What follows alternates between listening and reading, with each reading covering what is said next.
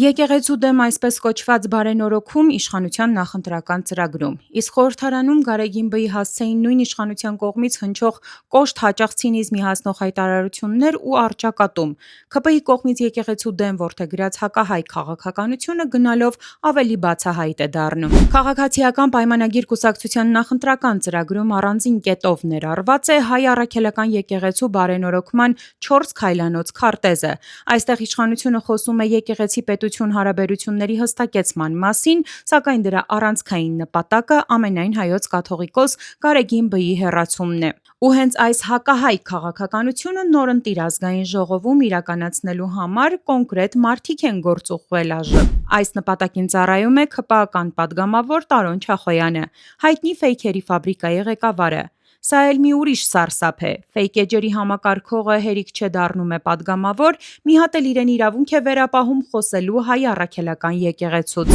Հիշեցնենք, որ եկեղեցու դեմ արշավը իրականում սկսվեց Կովկասյան մուսուլմանների վարչության նախագահ Փաշազադեի հայտարարությունից, որում վերջինս հայ առաքելական եկեղեցուն մեղադրում է սադրիչ, ռևանշիստական քարոզչության եւ ժողովրդին աղետների ու վտանգների մեջ ներքաշելու համար։ Ստացվում է, որ այսօր ազգային ժողովում հնչող ցանկացած վարկաբեկիչ խոսք կաթողիկոսի կամ եկեղեցու հասցեին ծառայում է թշնամի պետությունների գաղափարին։ Այս մասով Տարոն Չախոյանը իր հակաեկեղեցական ելույթներով ու խոսույթով թշնամու տված դասերը լավ է սերտել։ Վեհափառին վիրավորելն ու թիրախավորելը ոչ միայն վիրավորանք է հայոց հայրապետի ու հոգևոր դասի նկատմամբ, այլ նաև ամբողջ քրիստոնյա ժողովրդի։ Ինչպես նշել է Ուժեղ Հայաստան խմբակցության պատգամավոր Էդգար Ղազարյանը, սա անարգանք է նաև այն մարդկանց նկատմամբ, որոնց երեխաների ճակատին դաջված է վեհափառի օրհնած Մյուրոնը։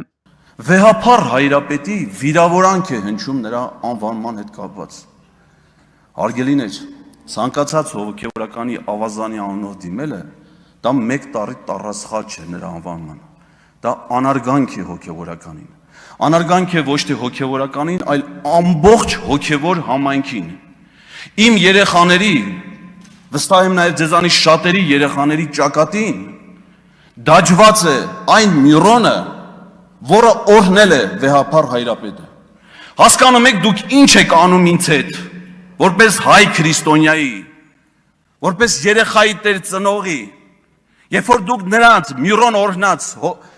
հոգևորականին, վեհափառին անարգում եք իմ ներկայությամբ։ Տեսակետ կա, որ Չախոյանը ԱԺ է գործուղվել հենց նման լարված իրավիճակներ ստեղծելու համար։ Հիշեցնենք նաև, որ ամիսներ առաջ ֆեյքերի ֆաբրիկայի գլխավոր ֆեյք հռչակված Տարոն Չախոյանի նկատմամբ վիրավորական գրառումների համար կոռուպցիայի կանխարգելման հանձնաժողովը վարույթ էր հարուցել, արձանագրելով, որ Տարոն Չախոյանի վարքագիծը սոցիալական մեդիայում վիրավորական արտահայտություններ պարունակող հրապարակման կատարումը առերևույթ կերպով կարող է հանգեցնել հանրային իշխանության հեղինակազրկման կամ հեղինակության արատավորման։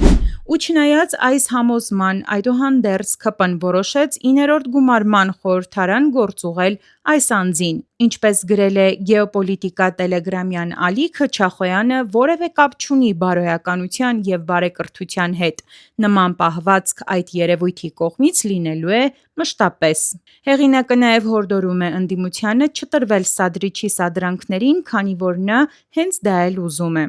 Հայք Նյուզ լրատվական։